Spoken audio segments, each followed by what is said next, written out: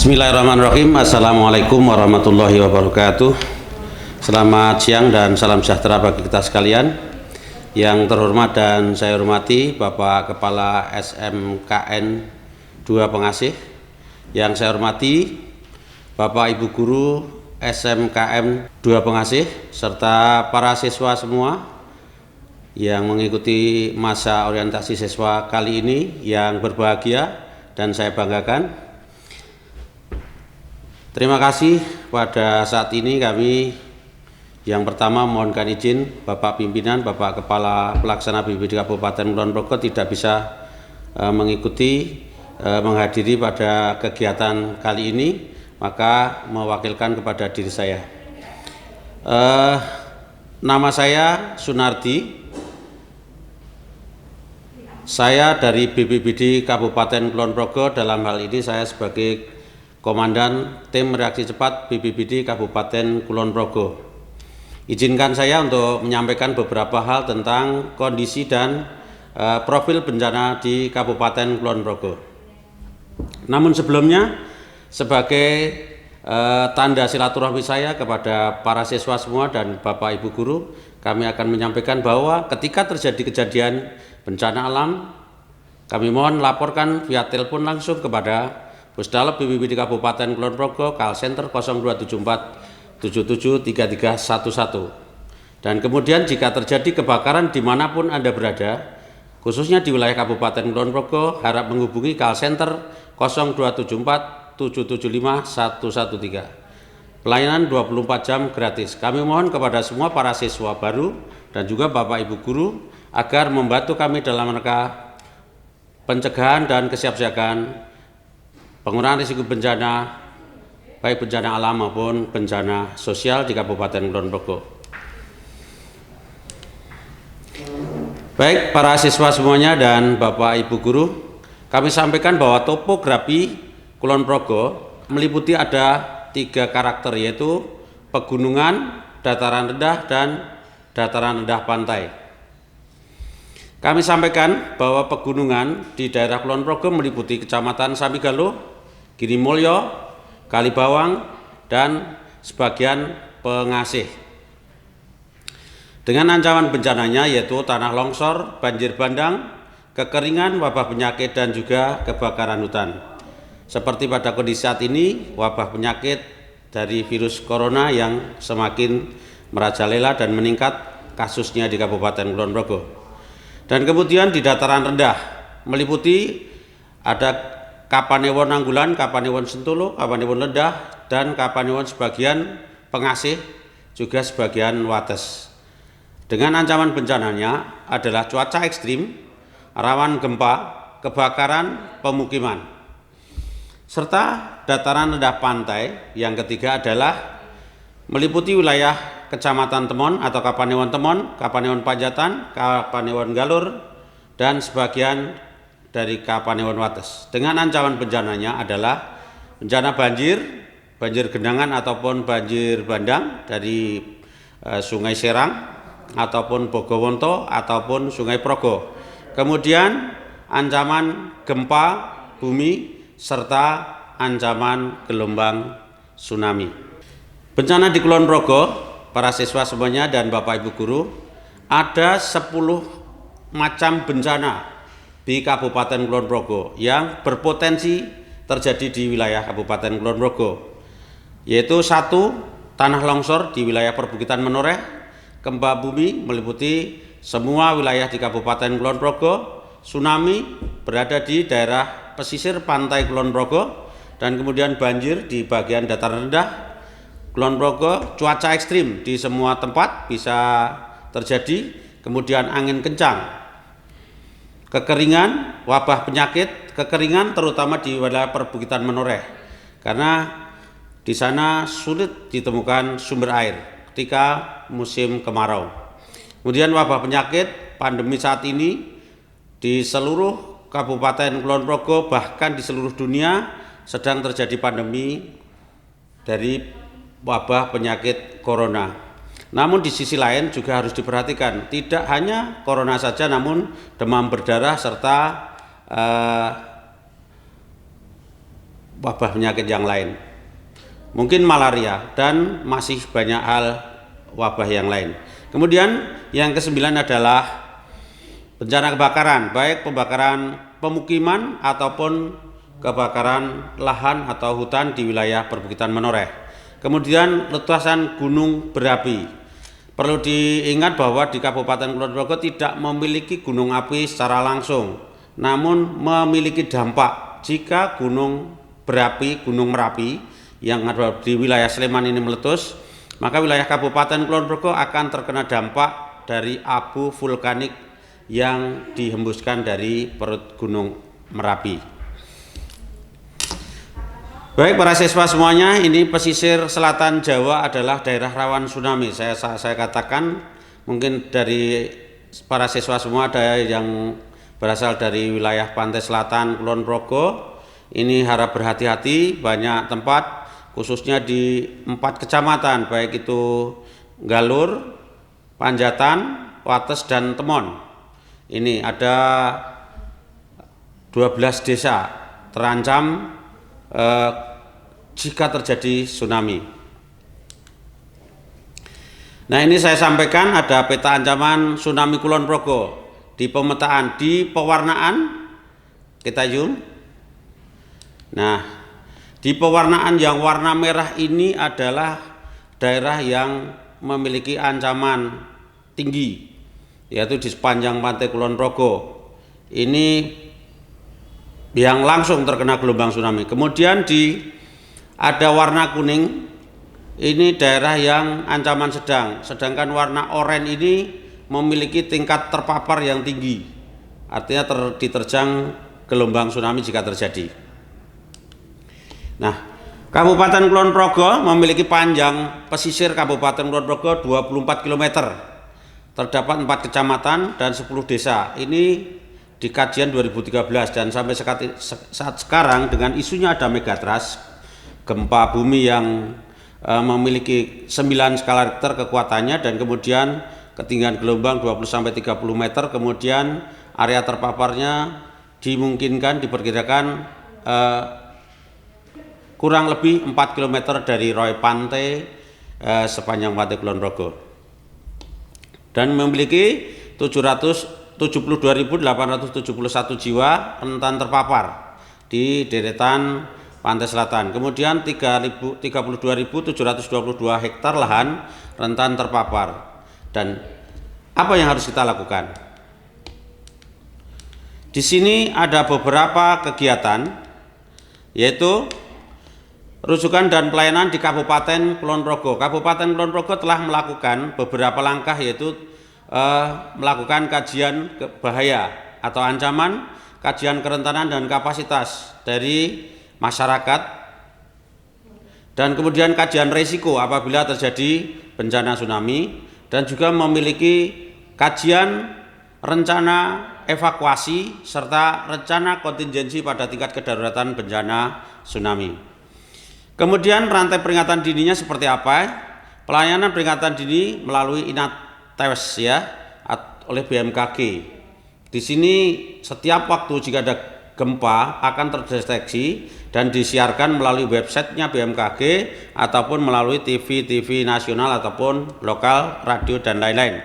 Rantai peringatan dini daerah berdasarkan Undang-Undang Nomor 24 Tahun 2007 SOP penyebaran peringatan dini.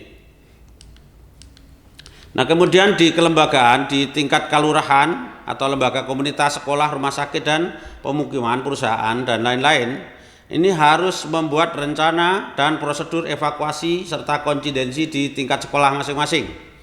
Kemudian pengaturan penyebaran peringatan dini di sekolah seperti apa jika terjadi bencana, baik gempa bumi ataupun tsunami jika dimungkinkan. Yang paling tepat adalah di SMKN 2 ini memiliki kajian ancaman, penilaiannya adalah risiko tertinggi adalah bencana gempa bumi. Maka sekolah harus memiliki rencana kontingensi terhadap dampak terburuk bencana gempa bumi serta memiliki prosedur dan rencana jalur evakuasi.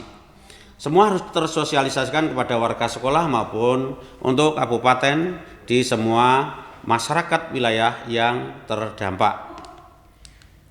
Kemudian di level individunya apa yang harus dipersiapkan?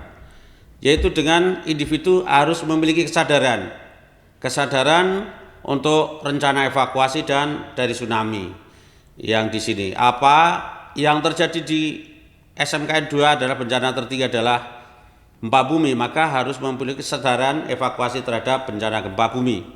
Kemudian pengetahuan risiko bencana, bahaya, kerentanan, kapasitas, peringatan dini setiap individu warga sekolah, para siswa, dan semua warga masyarakat, Bapak Ibu guru harus mengetahui bagaimana, seperti apa bahaya, kerentanan, dan juga peringatan dini yang harus dilakukan, disebarkan melalui apa. Kemudian prosedur menerima peringatan dan arahan evakuasi. Siapa yang melakukan, siapa yang kemudian harus memberikan penyebaran terhadap para siswa, warga sekolah, dan juga warga masyarakat yang lain. Upaya peningkatan kapasitas bagi masyarakat, peningkatan pengetahuan dan pemahaman masyarakat, kemudian pemantauan dan layanan peringatan seperti apa, kapasitas responnya seperti apa, penyebaran dan komunikasi daripada pemerintah atau lembaga terkait kepada individu masyarakat. Nah, peningkatan pengetahuan masyarakat, memahamkan masyarakat. Nah, kurang lebihnya tentang tsunami ini, apa itu tsunami, harus masyarakat memahami. Penyebaran tsunami seperti apa, penyebab tsunami itu apa saja, tanda-tanda alam tsunami seperti apa saja, posisi masyarakat secara geografis, dan kemudian apa yang akan dilakukan ketika diberikan peringatan dini. Nah, di sini banyak hal yang harus dilakukan kepada masyarakat, kepada warga sekolah tentang bagaimana mengenal dan dari bahaya tsunami dan lainnya. Nah, pemantauan dan layanan peringatan dini. Peringatan dini ini yang memiliki otoritas peringatan dini yang memiliki legalitas adalah BMKG. Sebagai pusat peringatan tsunami Samudra Indonesia. Parameter peringatan yang harus diketahui adalah besaran gempa seberapa besar, berapa skala Richter, kemudian lokasi gempa berada di mana, apakah di darat atau di laut, kemudian kedalaman gempa sangat mempengaruhi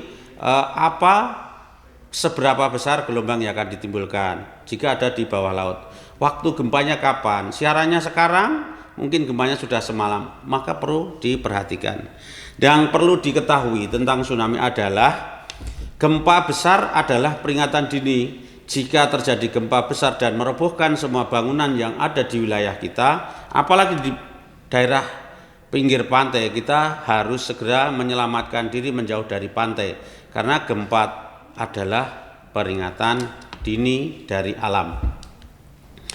Baik, rantai komunikasi peringatan dini yang ada di Indonesia dalam hal ini tentang penyebaran peringatan dini tsunami, yaitu peringatan dini tsunami nasional dari BMKG. Ini sumber informasi yang harus kita patuhi.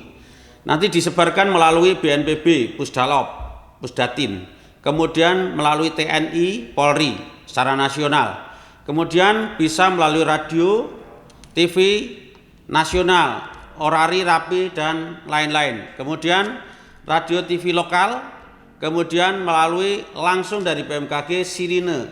Perlu diketahui tentang sirine peringatan dini tsunami di Kabupaten Kulon Progo saat ini terpasang yang aktif hanya di pintu masuk wisata Glagah, sedangkan 7 yang lain pada saat ini kondisi rusak, yaitu berada di Balai Desa Banaran Galur, berada di Puskesmas Pembantu, area lokasi Puskesmas Pembantu Bugel, Panjatan, kemudian ada di Balai Desa Garongan Panjatan, kemudian ada di Balai Desa Karangwuni Wates, ada di Balai Desa Glagah Temon, ada di Balai Desa Sindutan Temon, ada di Masjid Pasir Mendit Temon, Jangkaran Temon.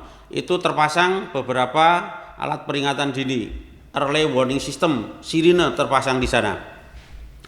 Dan penyebarannya melalui Pusdalop, baik di daerah istimewa Yogyakarta, kemudian di Pusdalop BPBD Kabupaten Kulon Progo, yang semua tujuannya ke masyarakat, penyebaran peringatan dini ini.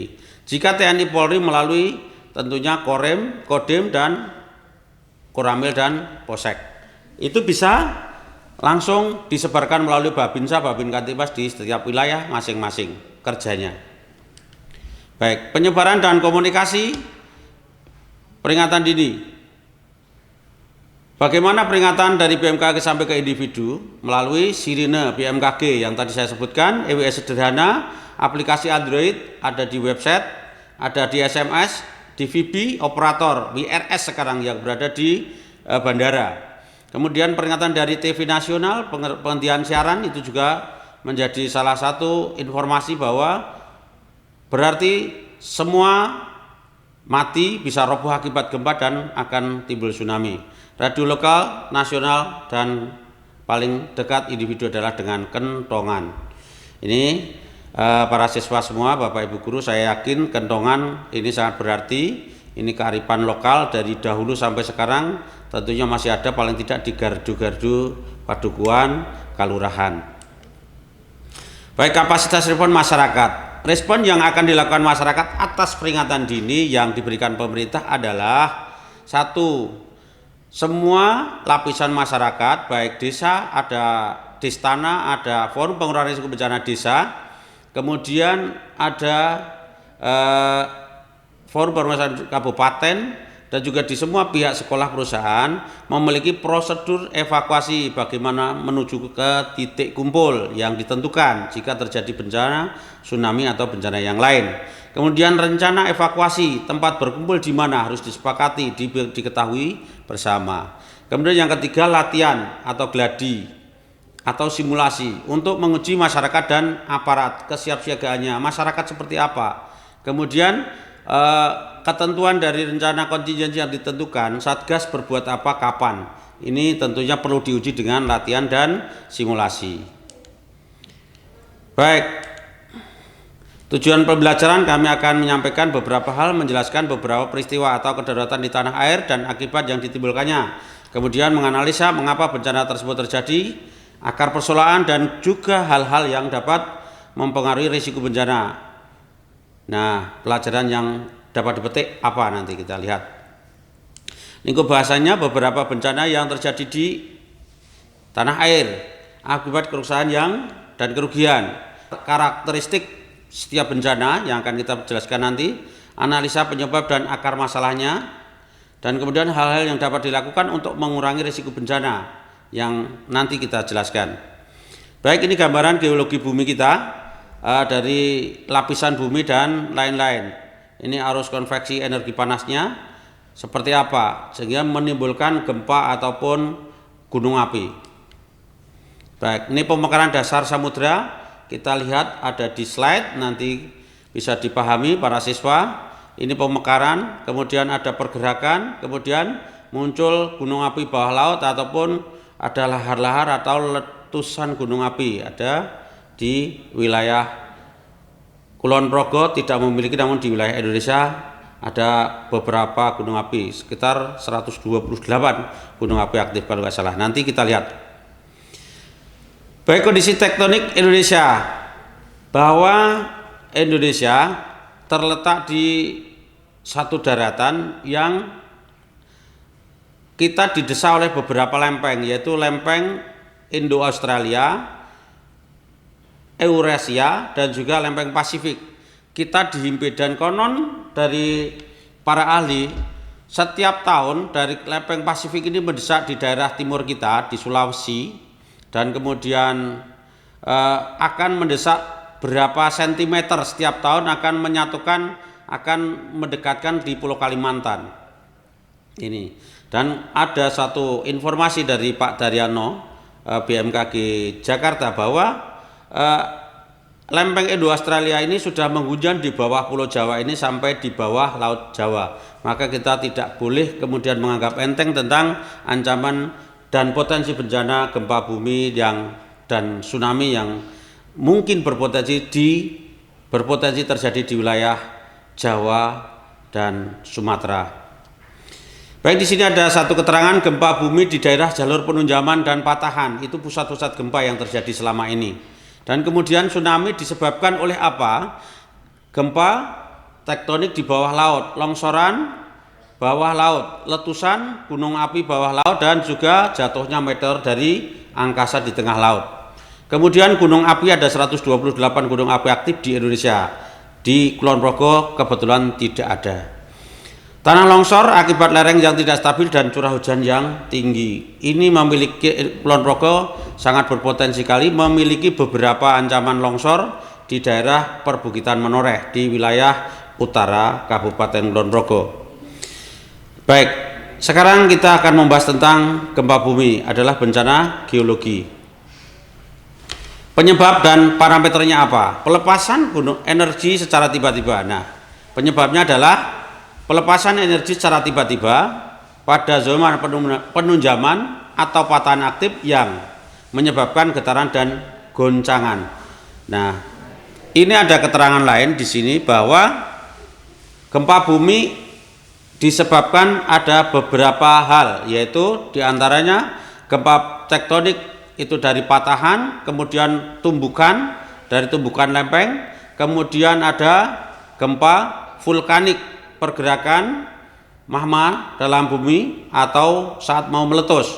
Kemudian gempa bumi buatan. Gempa bumi buatan yang dimaksud adalah mungkin karena ledakan bom ketika perang dan lain-lain.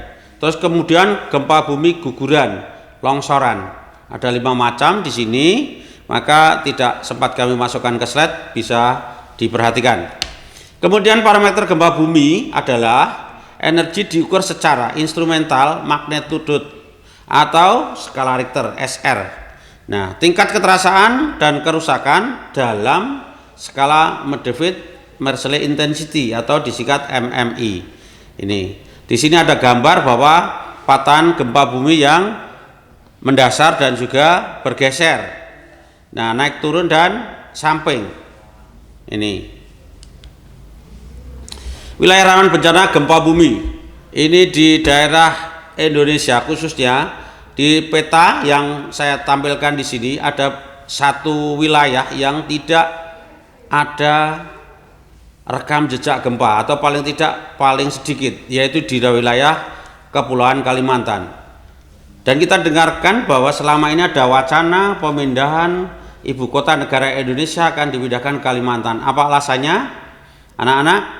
Para siswa, di sini alasannya adalah direkam jejak sejarah gempa bumi ataupun tsunami. Kalimantan adalah daerah yang paling jarang, bahkan pada sejarah bencana gempa bumi di sini belum ada pusat gempa di wilayah Kalimantan.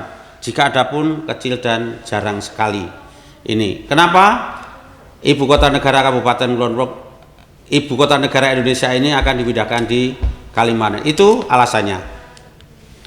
Baik, kegempaan di Indonesia dari 1973 sampai 2007. Di sini teman-teman kalau bisa ditampilkan nanti di slide yang saya tampilkan ini, ada di titik-titik merah ini adalah pusat gempa yang pernah terjadi dari tahun 1973 sampai 2007. Sampai saat ini kami belum menerima update lagi.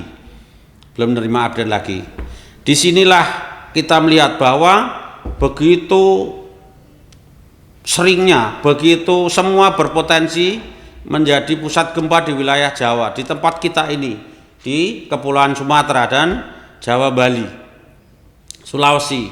Yang paling jarang terjadi gempa di sini adalah Pulau Kalimantan. Itu. Baik, di sini frekuensi kejadian gempa bumi di dunia. Di sini ada beberapa kejadian gempa yang terdeteksi itu hanya di atas 9 ke skala Richter yang dilaporkan di media publik. Namun ada yang tidak disiarkan kurang dari 5 skala Richter. Itu yang gempa terkecil di sini mikro. Nah, ini gempa bumi tidak terasa. Namun kejadiannya di skala dunia, di level dunia ini 8.000 kali sehari. Anda bisa bayangkan bahwa kita tidak mungkin terlepas dari ancaman bencana gempa bumi. Dan di skala sedang di sini, di penamaan sedang 5 skala Richter sampai 5,9 skala Richter, ini dampaknya kerusakan tidak luas pada bangunan dengan konstruksi buruk, bangunan dengan konstruksi baik rusak sedikit. Di sini terjadi 800 kali per tahun. Nah, ini para siswa bisa bayangkan. Ini skalanya dunia, level dunia. Terus kemudian yang lebih dari 9 skala Richter ini menghancurkan seperti gempa bumi di Nanggro Aceh Darussalam. Ini kejadiannya satu kali per 20 tahun, berarti 20 tahun sekali. Ini dari para ahli. Baik, ini para siswa dan Bapak Ibu guru, ada kesetaraan. Jika terjadi gempa kurang dari 1,5 skala Richter, ini kesetaraan dengan gerak getarannya dengan 3 kg bahan peledak atau setara dengan granat. Nah, seperti kemarin yang terjadi tahun 2004 ya, tahun 2004 gempa Aceh itu 9 skala Richter, itu setara dengan bahan peledak apabila diledakkan itu 32 gigaton. Ini gempa Aceh itu. Bisa dibayangkan para siswa dan Bapak Ibu guru, ketika terjadi gempa besar seperti Aceh itu, kalau manusia yang buat berapa triliun dananya untuk membuat gempa sebesar itu. 32 gigaton bahan peledak TNT misalnya, itu berapa triliun kita untuk membeli itu. Maka betapa kuasanya daripada kekuatan Tuhan yang ada. Baik, para siswa dan Bapak Ibu guru, di sini tadi tingkat keterasaan gempa itu tadi ada 12 tingkatan. 12 tingkatan. Dinamakan MMI, Moderate Merciless Intensity. Di sini ada yang MMI 1 tidak terasa, MMI 2 hanya sedikit terasa, hanya pada saat orang diam di luar ruangan tidak terasa. Kemudian MMI 3 terasa dan cukup mengagetkan. Kemudian MMI 4 cukup menggoncangkan, kemudian membuat resah yang ada di dalam ruangan. 5 MMI, skala 5 MMI ini sudah menggoncangkan perabotan dan peralatan yang dimiliki di dalam ruangan. Ini cukup menimbulkan kepanikan. Kemudian 6 MMI di sini sudah mengakibatkan kerusakan pada bangunan yang rentan, maksudnya bangunan yang belum kokoh. Di situ. Kalau sudah sampai 7 MMI sudah bisa mengakibatkan roboh dan retak pada bangunan yang kuat. Skala 8 MMI sudah menghancurkan, merobohkan, dan selanjutnya sampai skala 12 MMI tentunya sudah menghancurkan bangunan baik yang kuat maupun yang belum standar aman gempa. Baik para siswa dan Bapak Ibu guru, ini saya sampaikan tentang kesiapsiagaan dan pencegahan dalam rangka menghadapi bencana gempa bumi. Sebelum gempa bumi terjadi, yang harus dilakukan apa kesiapsiagaannya? Yaitu mengetahui dengan jelas mengenai gempa bumi dan akibatnya. Jadi keilmuan apa sebabnya dan akibat gempa bumi, para siswa dan Bapak Ibu guru serta masyarakat di rumah, keluarga di rumah harusnya diberikan pengetahuan tentang dampak dan penyebab gempa bumi. Kemudian mengenali lingkungan sekitar. Apa yang harus kita ketahui? Para siswa sekarang sekolah di SMKN 2 Pengasih ini memiliki beberapa gedung bertingkat. Maka jika nanti terjadi gempa besar, apa yang harus dilakukan dan kemana, seperti apa? Jalur evakuasinya mana, titik kumpulnya di mana? Kemudian membangun gedung yang aman gempa. Saya rasa di sini ada jurusan teknik, maka di SMKN 2 Pengasih ini tentunya semua bangunannya sudah dengan standar konstruksi tahan gempa, paling tidak menggunakan beton bertulang dan standar keamanan dari konstruksi yang sudah diizinkan oleh PUPR. Kemudian memilih dan menata interior, di mana peletakan barang-barang yang ringan di atas, yang berat di bawah. Kemudian menyiapkan fasilitas untuk menghadapi keadaan darurat seperti kotak P3K, bangku yang kuat, yang kokoh. Di sini saya lihat bangkunya dari kayu, hanya sebagian dari partikel ya, tapi kebanyakan masih ada bangku yang kuat dari kayu jati ataupun sejenisnya. Kemudian mempersiapkan fisik dan mental tiap individu. Bagaimana ketika terjadi bencana? Tentunya ini dengan mempersiapkan pengetahuan. Kemudian mempersiapkan prosedur evakuasi gempa bumi. Di sisi sekolah SMKN sudah mendapatkan program Satuan Pendidikan Aman Bencana. Saya yakin bahwa tentang rencana kontingensi dan juga rencana prosedur evakuasi serta peta jalur evakuasi juga sudah tersedia. Kemudian diskusikan prosedur evakuasi mulai dari keluarga, sekolah, masyarakat, lingkungan, dan lain-lain. Kemudian ketika terjadi gempa bumi di ruangan seperti apa? Harus bagaimana? Para siswa semua, karena siswa sekarang saat ini adalah siswa baru, betul-betul harus melihat situasi sekolah dengan benar. Harus memahami bahwa sekolah kita ini banyak sekolah yang bertingkat, atapnya dari genteng. Maka jika terjadi di dalam ruangan, apa yang harus dilakukan? Yaitu para siswa dan Bapak Ibu guru semuanya harus lindungi kepala dengan tas yang ringan ataupun benda-benda lain yang ringan. Lindungi kepala. Kemudian yang kedua, masuk ke kolong meja yang kuat atau di samping meja yang kuat. Berlindung di segitiga kehidupan. Dimaksud segitiga kehidupan ini adalah di sudut ruangan, di sebelah atau di samping kolom beton yang kuat. Jika terjadi gempa, di kolom-kolom itu tidak mungkin roboh. Yang roboh mungkin tabir dari tembok, partisi, dan rangka atap. Kemudian yang ketiga adalah setelah gempa bumi selesai, keluar menuju tempat terbuka secara teratur dengan tetap melindungi kepala sesuai jalur evakuasi yang ada dan yang disepakati. Ini para siswa nanti akan dilaksanakan simulasi di setiap bulannya nanti sekolah, agar di tanggal 26 setiap bulannya adalah hari kesiapsiagaan memperingati gempa Bantul dan tsunami Aceh, agar dilaksanakan simulasi mandiri di setiap sekolah dan masyarakat perkantoran. Kemudian yang keempat, ikuti prosedur yang sudah disepakati. Seperti apa tatanan di sekolah ini tentang penyelamatan diri dari gempa.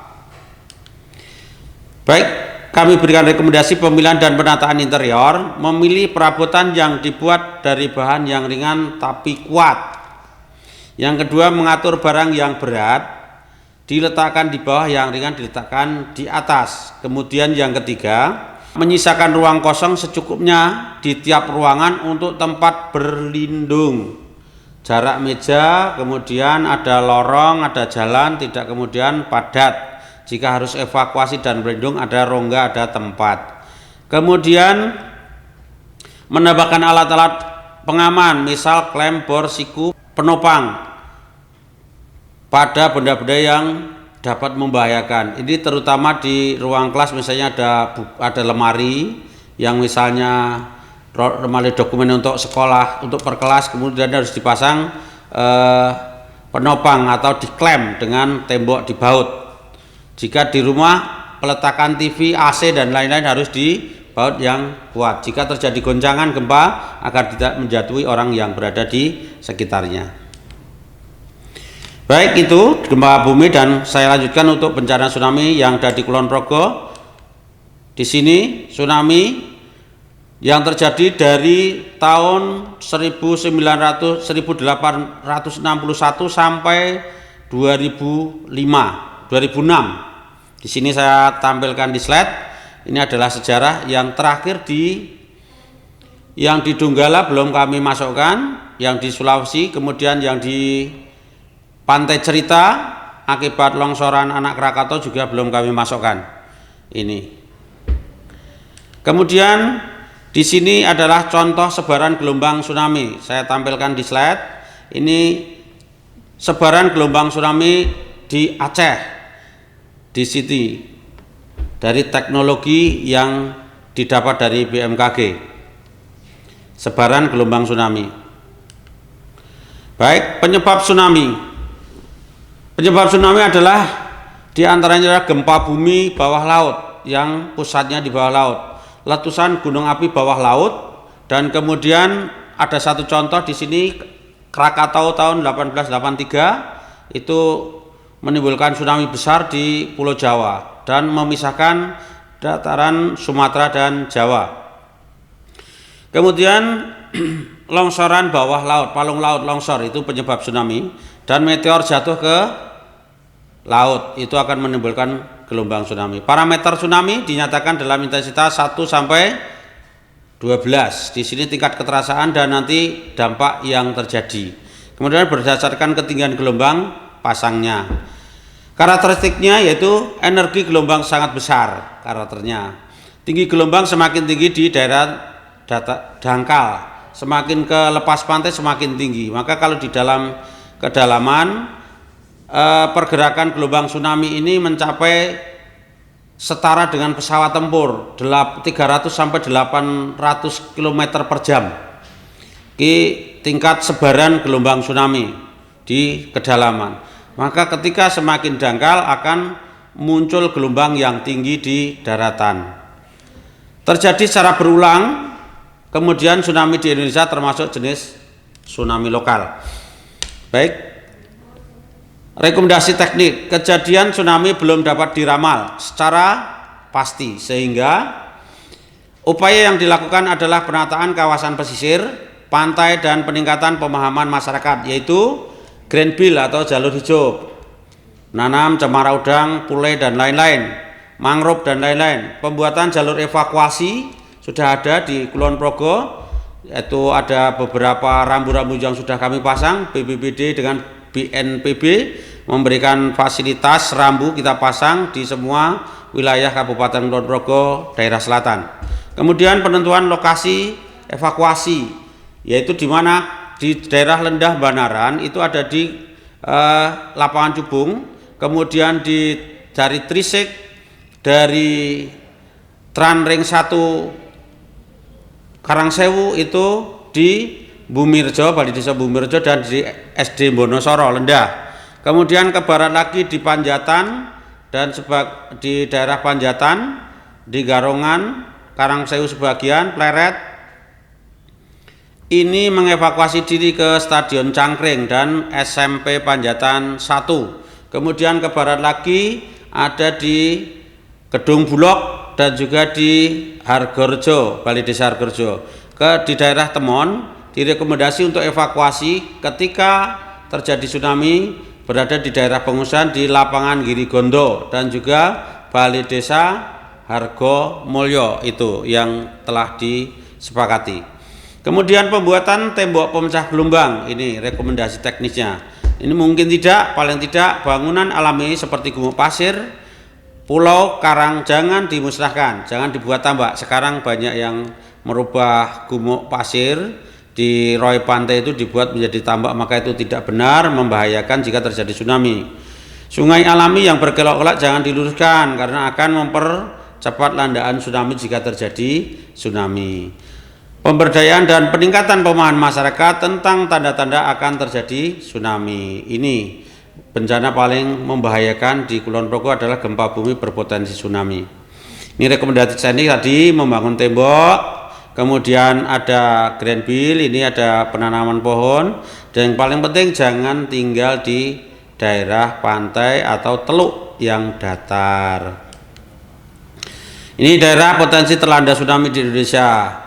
Ini hanya di pantai selatan, Sulawesi hampir semua, di daerah Sumatera juga di daerah selatan, dan di Nangguru Aceh Darussalam ini semua terancam. Ini penjalanan tsunami, para siswa di slide kami munculkan gelombang-gelombang semakin di tingkat dasar laut ini semakin dangkal, gelombang yang ditimbulkan akibat tsunami ini semakin tinggi, bahkan lebih tinggi dari pohon kelapa. Nah, ini ada animasi kecepatan penjelaran di dasar laut yang dangkal. Dasar laut yang lebih dalam, gelombang menjadi lebih tinggi. Jadi di dasar laut yang lebih dangkal, gelombang lebih tinggi, namun penjelarannya lambat. Kalau di dasar laut yang dalam, penjelarannya cepat, namun gelombangnya tidak tinggi. Gempuran gelombang berulang, kemudian Indonesia termasuk tsunami lokal. Baik, kita lanjutkan pada bencana yang lain. Karena daerah Kabupaten Kulon Progo terdiri dataran tinggi dan rendah, baik rendah pantai pun rendah yang sedang. Banjir, gerakan tanah dan tanah longsor, bencana hidrometeorologi di Kabupaten Kulon Progo. Peta dapat diperoleh, ini peta banjir. Ya. Nih, peta ini ada menerangkan beberapa hal, yaitu tentang banjir, longsor, dan banjir bandang. Di sini asal peta dari Bakus Surtanal, BMKG, PU, dan selalu update. Ini kita selalu minta kepada OPD di sana. Karakteristiknya, jenis banjir genangan, banjir bandang, penyebabnya apa? Kerusakan lingkungan, intensitas curah hujan yang tinggi, kemudian drainase, kapasitas aliran rendah, penyempitan, dan pendangkalan. Di sini banyak terjadi. Kami sudah sering koordinasi dengan BPWSSO agar selalu merawat daerah kerjanya. Kemudian topografinya yang memang rendah. Kemudian pasang laut. Kalau di kita dulu sebelum muara dibuat pemecah gelombang masih ada bahasanya bebeng atau tersumbat. Kemudian terjadi genangan atau saat terjadi hujan tidak bisa terbuang ke laut langsung. Kemudian kebijakan yang tidak tepat dalam pengelolaan daerah aliran sungai atau DAS. Ini juga perlu dipahami bersama karena karakteristik itu yang menimbulkan terjadinya banjir. Kemudian parameternya luasan, kedalaman, dan durasi genangan. Korban dan kerusakan dan kerugian. Ini korban, ada korban jiwa, kemudian kerusakan area pertanian ataupun tambak, infrastruktur, transportasi, ekonomi, dan naiknya harga barang kebutuhan. Sampai pada bencana gerakan tanah. Ini ada peta zona kerentanan gerakan tanah di Indonesia.